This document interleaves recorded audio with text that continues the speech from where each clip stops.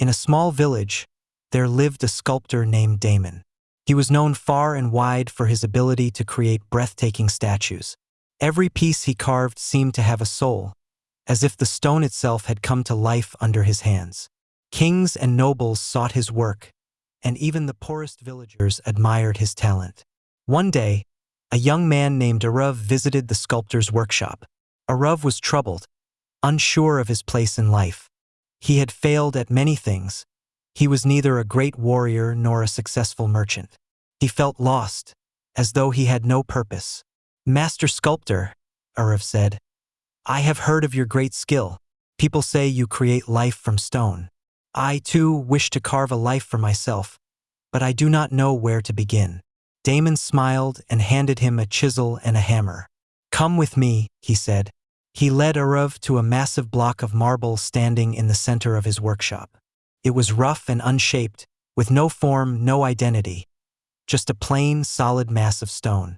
"Do you see this marble?" Daman asked. Arav nodded. "Inside this stone," Daman said, "there is a beautiful statue. It already exists, I do not create it. My task is only to remove the excess stone so that the true form can emerge." Arav frowned. "How do you know what to remove?" The sculptor laughed softly. "That is the art of a sculptor. We must see beyond the surface. The statue is always there, hidden within. Every strike of the chisel simply reveals what was already inside." Arav pondered these words as the sculptor picked up his tools and began working.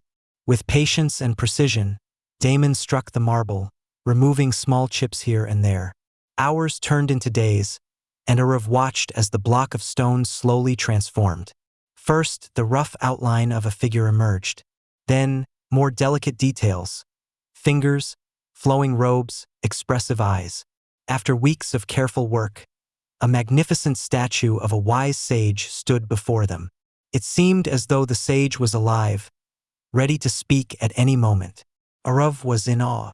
"How did you know this figure was inside the stone?" he asked. Daman wiped his hands and smiled. "Just as this statue was hidden inside the marble, your true self is hidden within you. You are already complete, Arav. Your greatness is not something you need to create, it is something you must uncover." He placed a hand on Arav's shoulder. "Your fears, doubts, and failures are like the excess stone. If you remove them with patience and courage, the real you, the best version of yourself, will emerge." A spark of understanding lit up in Arav's eyes. He realized that he had been looking at life the wrong way.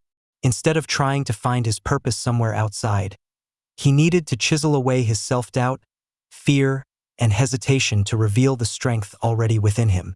With newfound clarity, Arav picked up the chisel and, under Daman's guidance, began carving his own piece of stone.